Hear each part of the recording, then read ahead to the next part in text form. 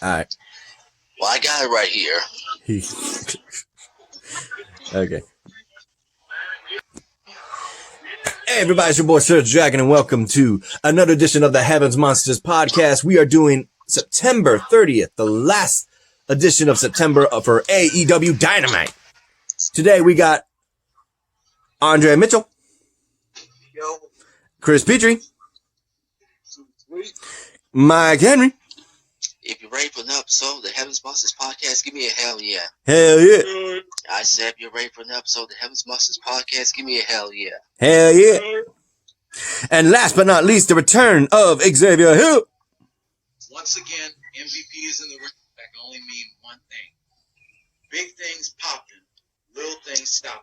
Sit back, relax, and enjoy the view, because the Heavens Monsters podcast is for people better than you. So let's get this party started, shall we? Mikey, will you take us the lead? First up, it kicked off with Excalibur, Taz, and Jim Ross kicked things off at the broadcast table. At the moment, Tony Shabali was endeavoring to get an interview with AEW World Tag Team Champions Dax Hardwood and Cass Wheeler of the FTR. That didn't go so well, did it?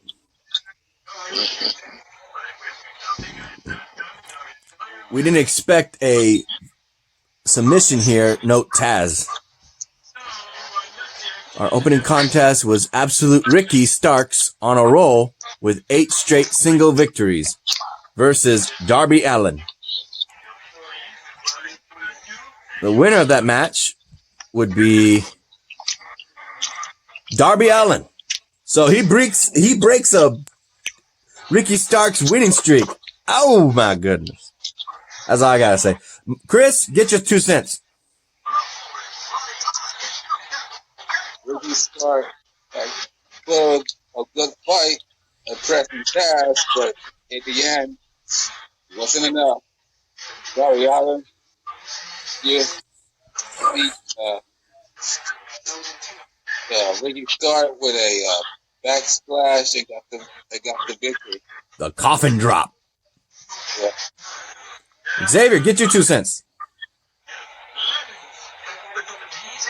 Oh, Darby Allin, I can't believe you won that.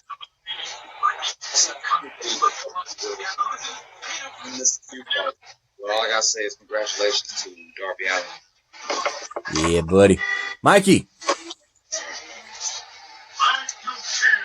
Well, Darby Allin's back in the win column, so congrats to Darby.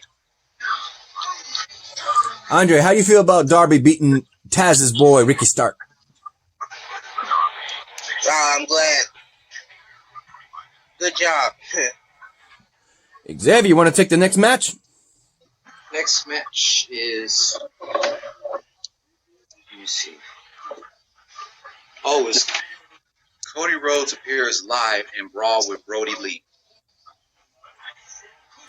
I was actually expecting this redemption of Cody to be a mute. Al Snow got a shout out tonight. Cody drew sympathy for himself and put over every champion in AEW. One and all, well executed promo. Hopefully whatever dog collar Cody and Brodie Lee use is at least 6 feet long for social distancing. When Cody initially said no to Brodie, please challenge, I believe him because he de-escalating and shying away from a fight fits his new emo sensibilities. Basically, that's it. Yeah, okay. Gotcha. I was waiting for you to finish. Basically, that would be the return of Cody Rhodes after doing some recording on a talk show, TV show on TBS about the show with Snoop Dogg. He was teaming up with Snoop Dogg as a host. I was like, damn. He was talking about that, but then he brought up the subject of the challenge made by Brodie Lee for a dog collar match. And he said no. We were all thinking, what? He don't want none? He comes back to the ring and says, no, there's no way. I'm not going to be in this match. He accepts the challenge for next week. Yeah, next week match between Brodie Lee and Cody Rhodes in a dog collar match for the TNT Championship belt. Get your thoughts on that, Xavier. Yeah, you gotta let me go first because I'm the one that read this. Yeah, buddy. I'm looking forward to that match between Cody Rhodes and Brodie Lee in a 6 feet long collar match. And they probably did it for the social distancing thing. There's not going to be any social distancing when they're whipping each other's ass. Tell you that. Next. Mikey. I'm happy that the American Nightmare, Cody Rhodes, is back. But Cody Rhodes cannot wait, and I mean he cannot wait to get his hands on the man that put him on the shelf, Mr. Brodie Lee. Oh, shoot, this continues. We'll mention that in just a bit. Okay, I'm going to get Chris's opinion in just a second, but I got to mention the fact that what happened afterwards. Because Brodie Lee comes out, it's mentioned here, so I'm going off by memory, comes out, and he, no title in hand, somebody else got the title belt, and he comes in, and it's just straight up brawl. It's a straight up fight. They can't get their hands. Everybody's having to come out between the Elite, the Dark Order, and management and referee are trying to break up Cody Rhodes and Brodie Lee from beating the living hell out of each other. And one after another, they keep coming after each other. Like, damn, get the hell out of there, dude. What the hell? Let them fight. Yeah. Let them fight. Let them fight. Let them fight. That's what the audience was saying. And the wrestlers on the side of the ring. So, Chris, how do you feel about that? Awesome. Like the Chris and Wyatt. And, happy with Cody Rhodes accepting the dark color match. I remember a dark color match called Raven and CM Punk. You, Andre, how do you feel about the craziness going on between Brodie Lee and Cody Rhodes wanting to tear each other apart? I hope they do tear each other apart, man. That would be very cool and entertaining to see. And what about you, Xavier? How do you feel about knowing that these two couldn't be torn apart fast enough? Man, I just wanted to see a brawl. That's all I want to see. Them whoop each other's ass. Yeah, buddy. Like that fight. Why wait till next week? Yeah, buddy. I heard Mikey. Let him fight. All right, Mikey, take on the next thing. Next, you got Tony Shabali was backstage with the AEW World Tag Team Champions, the FTR, along with Tessa Blanchard's daddy, the legendary Tully Blanchard. Yep. Basically, it would be an interview, and they would have going around talking about all these guys. And if I'm not mistaken, they would mention SCU, they would mention this, they would mention that. And it was, if I'm not mistaken, was this the week where the Young Bucks kick Tony Schiavone in the face? Yeah. Just checking. Because they keep doing that. So they kicked him in the face, and they're like, sorry. Just ignoring the fact that FTR is there as champions, and they're like, hey, we're right here. Come get a piece of us. Don't get somebody, one of the officials, non-wrestlers and stuff. Like, yeah, man. After that, later on, though, FTR would look at the Best Friends and Orange Cassidy and say they're just backyard wrestlers, and then they flinched him in the face, and they're like, oink! They're ducking. It says, what a bunch of wuss. So, Xavier, how do you feel about that? How do you feel about knowing that FTR is being ignored by Young Bucks and flinching from the Best Friends? Man, FTR should have just fought like men instead of trying to be like cowards. That's my 2 cents. Mikey? Oh my gosh. Tony Schiavone did not deserve this. He didn't deserve to get kicked in the face. Chris? I don't know what's happening to the Young Bucks. They need to stop super kick people and paying a fine $5,000 to super kicking people in the face. They're about to be set off the television. They keep doing that. Mm-hmm.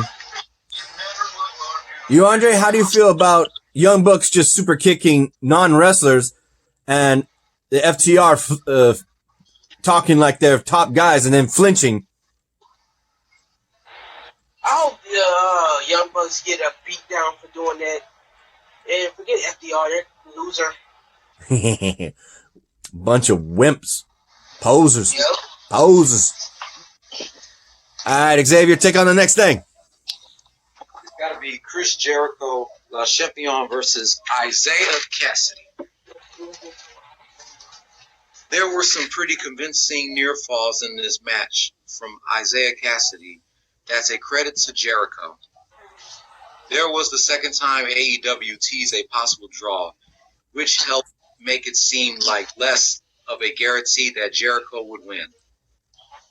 Dr. Luther got involved in this match before and after, which was so random, but great for his career.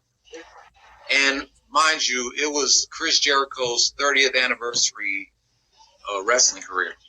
So, of course, Chris Jericho won that match. And my 2 cents on that is, I want to congratulate Chris Jericho on 30 years of being in the wrestling business, even though I wasn't born yet when he first came into the wrestling business. I was born a year after. But I want to say congratulations to Chris Jericho for winning that match on your 30th anniversary year of being in the wrestling business.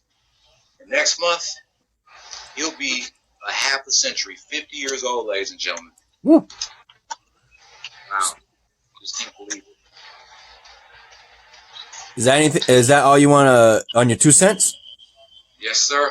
All right, Mikey, next. Well, my 2 cents is congrats to Chris Jericho on his 30-year anniversary of his journey.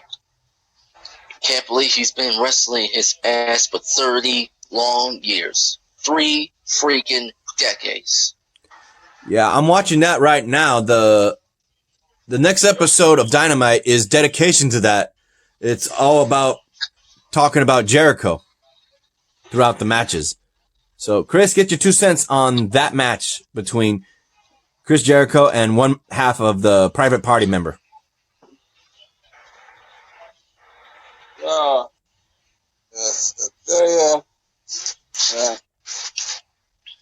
He tried to beat Chris Jericho, but it wasn't enough. Chris Jericho rebelled and starting a fight with one of the people, one of the trainees wrestler.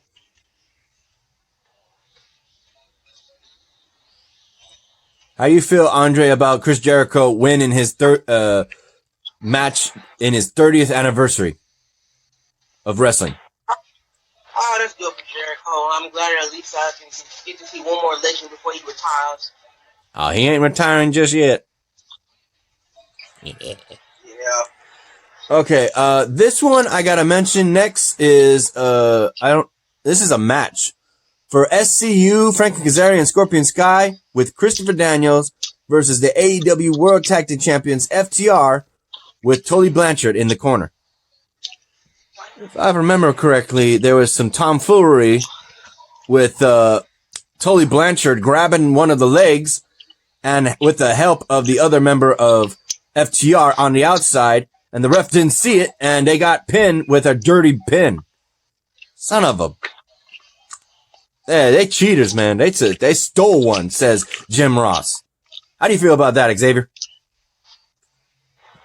I'm just that they stole that from Jim Ross, like I said. Mikey? Jim Ross. Wait, go ahead.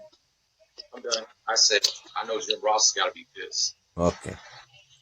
I didn't want to cut you off. Okay, Mikey? I don't blame good old JR. I don't blame him for being upset because I can't believe that FTR stole one thanks to Tesla's daddy, Tully Blanchard. Mm-hmm. You, Chris?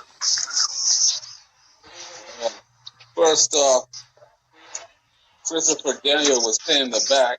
He didn't do anything. He was behind Frankie Kazarian and Scorpio Sky, and he got rejected for it. And it was a great match, but it wasn't for the cheaters.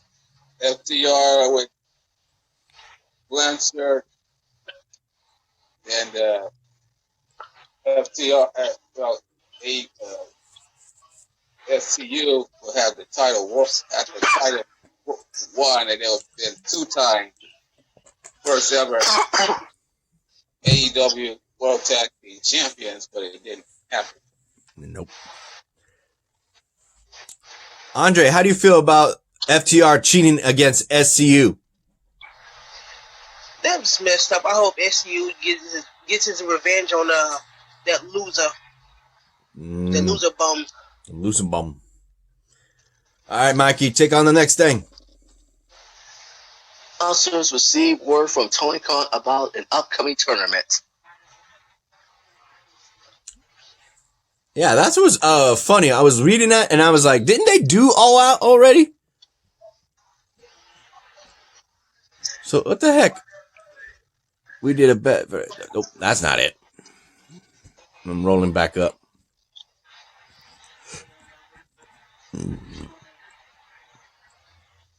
Okay. What's the next thing after that, Mikey? It's an 8-man tournament, single elimination, and the finals will be at Full Gear, and the winner will get a shot at the AEW World Championship title. We can announce 3 of the 8 competitors right now. The first is Jungle Boy, the second is Ray Phoenix, and the third is Kenny Omega, according to Excalibur.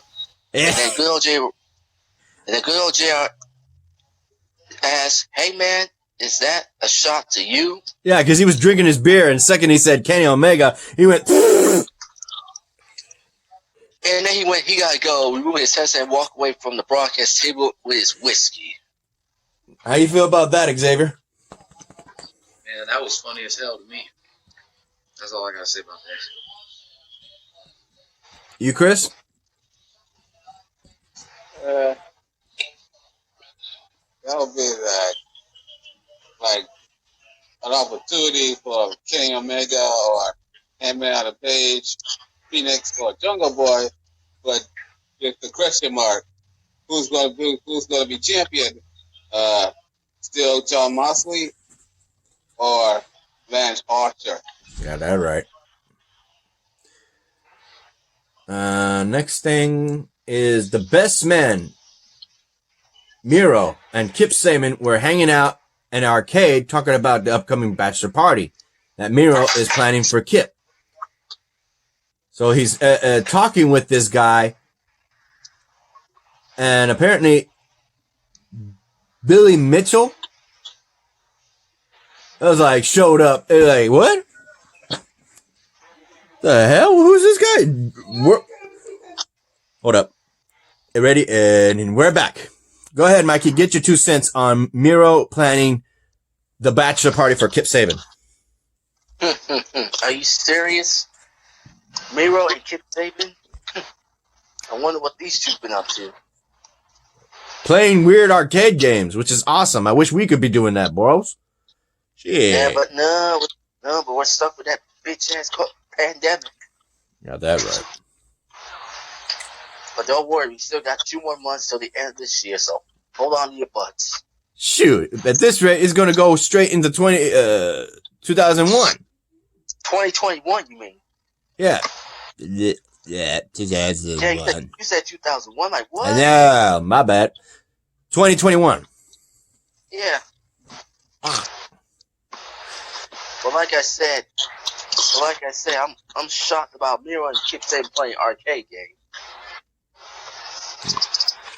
Probably got tested before they actually visit each other at each other's homes. That's what they probably did. Yeah, right. How about you, Andre? You miss playing arcade games like they are?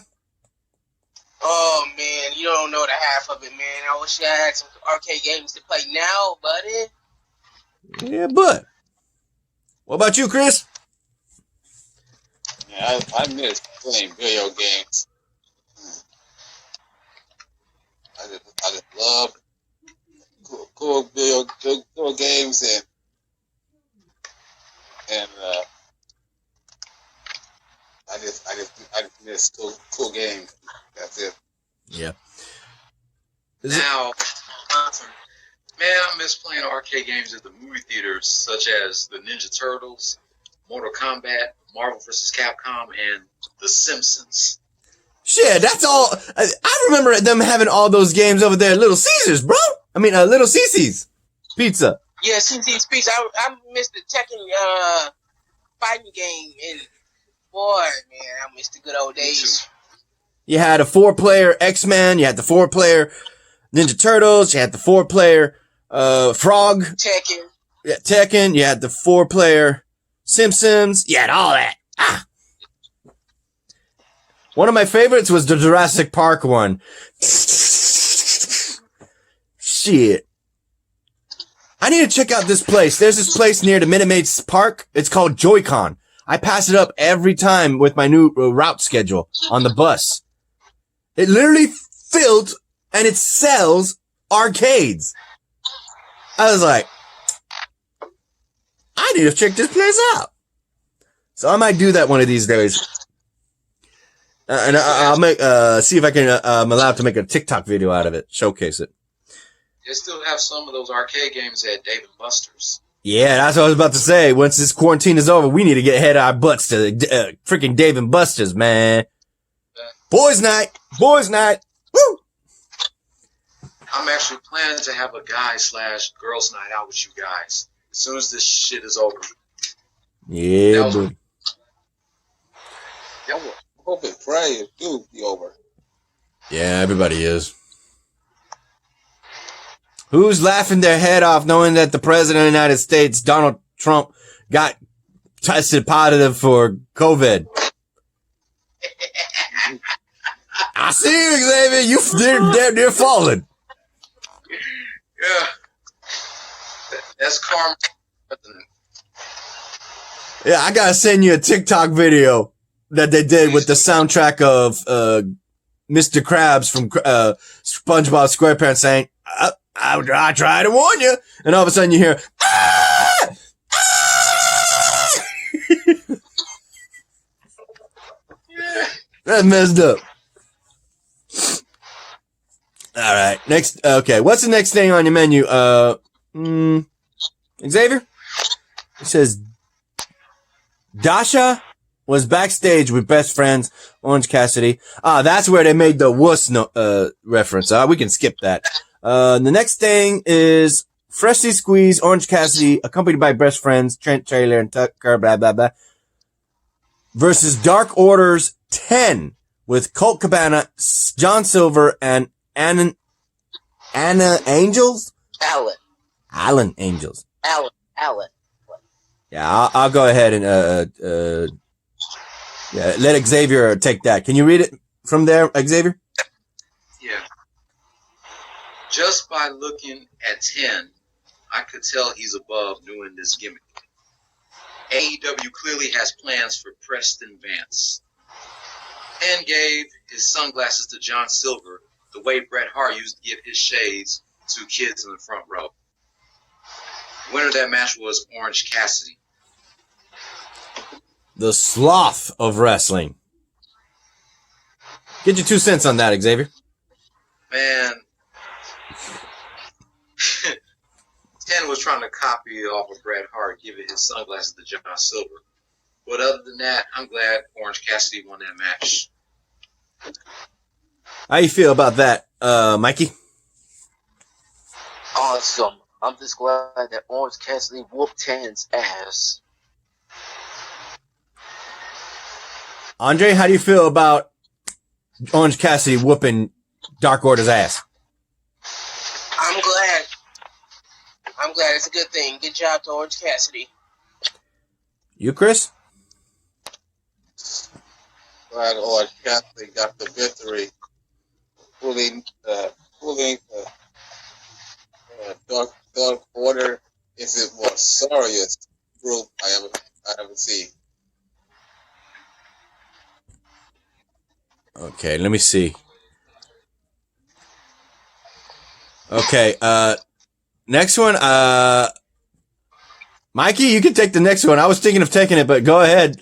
You gotta talk about this one. Maxwell Jacob Freeman, along with Wardlow, who was carrying a gift wrap box, walked in the Demo God's dressing room. Inner Circle. Yeah, this is weird. What the hell is up with MJF? He's trying to be friendly with Chris Jericho. And their prides, their egos won't let aside because apparently Chris Jericho saying, you want to join the Dark Order? And MJF is like, you want me to join the Dark Order? One of them wants to actually have the other admit they want them to join. They want the other to say that they want to be needed. I was like, what the hell? Just have him join the Inner Circle and be done with it. I said Dark Order, didn't I? Yeah. I was hearing myself, and then I was like, click, Dark Order. Inner Circle, join the Inner Circle. So he got all of them t-shirts except Sammy Guevara. And he's like, what a loser after he left. And he said, maybe not. So is it MJF actually going to join the Inner Circle? Get your 2 cents on that, Xavier. And the Inner Circle, once again, in their old bag of tricks. They're playing mind games. I have a feeling that MJF may join the Inner Circle. But who cares? You, Mikey? No comment. You, Chris? I hate MJF and the Inner Circle, so I have no comment on that. How about you, Andre? How do you feel about the fact that MJF might possibly be joining the Inner Circle? I don't want the loser to join the Dark Order. I mean, you'll probably bring them down. Inner Circle. So, you know what I mean, Sergio. How about the other one making that mistake? You got that t-shirt. Hold up. Hold that right there. There it is. He got that Inner Circle t-shirt. Yes. I got you on camera, Xavier. I got you on camera on there. Inner Circle. All right, Xavier. I got you still on camera. I want to get your reaction because go ahead and read the next one. I know you want to read it. Oh, let me get my shit together. Hold on. I'm about to faint right now. Let me drink my water. Because I know what the next match is. Woo! Here we go. Next match. My girl, Dr. Britt Baker versus Red Velvet. Britt Baker is now using the curb stomp as her finisher in what is sure to trigger WWE Twitter. Reba has made the complete turn from reluctant assistant to hype woman. And the winner of that match was my girl, Dr. Britt Baker.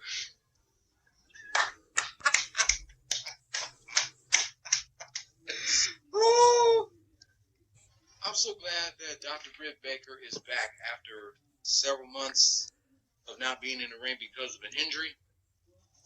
But I'm glad that she's back and she's ready to kick more ass and take more names. I got to ask you want to do the coverage of us reviewing this week's edition of TNA? Not TNA, NXT? I guess so. All right. So let's go ahead and get Mikey's opinion on that match with Dr. Britt Baker.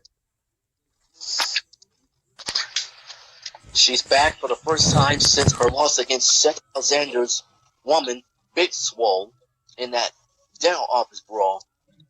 But now the DMD is back, and she has not only defeated Red Velvet, but she applied her lockjaw finisher on Red Velvet to send a message to the entire AEW Women's Locker Room, which means that she could be perhaps punch her ticket to the AEW Women's Championship against the current champ, Hikaru Shida. So Hikaru Shida better be watching. How about you, Andre? How do you feel about Britt Baker making a return and winning in her match? Good for her, I guess. How about you, Chris? Brett Gilbert put up a good fight, but it wasn't enough to beat up the Big Baker, quote unquote, role model think she's Bailey.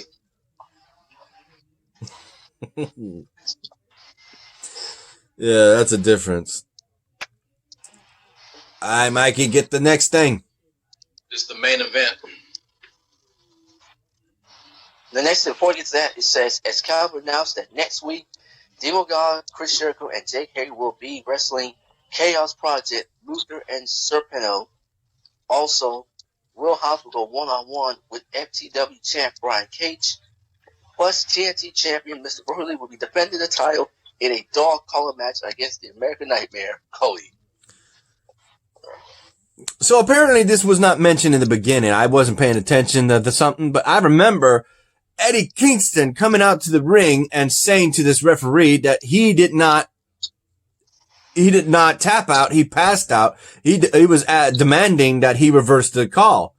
But instead he said when he's longtime friends, but when you're in the ring and he's the referee, it's business. He's personal. If he saw that he wasn't reacting, he had to call the match.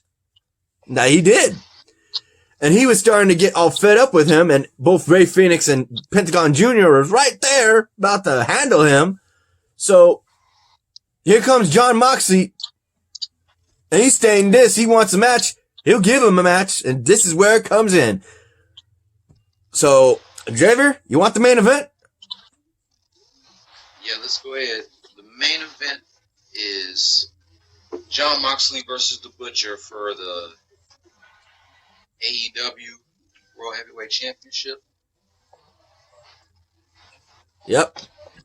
He psyched him up thinking he was going to fight Eddie Kingston again. Nope. It's The Butcher. Yep. And who won that match? Xavier? John Moxley remains undefeated and retains his AEW World Heavyweight Championship. Ooh. Man, John Moxley has been on a roll ever since he won the AEW World Championship from Chris Jericho. You know what it reminds me of? Who?